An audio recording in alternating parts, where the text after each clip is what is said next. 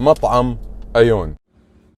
شوفوا طريقة تقديم السمكة كيف. ناخذ الرز ونقلب أبوه، ناخذ الكاليماري، تاخذ السطل وتفكه. يا سلام، أنا نفسي أجرب الكاليماري. بسم الله بسم الله. حط السمكة معاهم.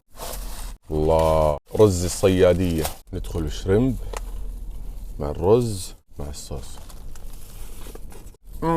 كيلو سمك ونص كيلو مجانا. بسم الله. الله، ناخذ جمبري مع سمك مع كاليماري. الله، تسوي هذه اللقمة. بسم الله. لغوصة بس متعة. آخر لقمة.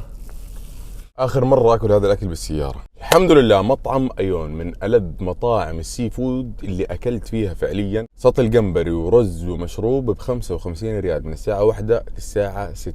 تستحق التجربة، عجبني. وبس، الحمد لله، سلام.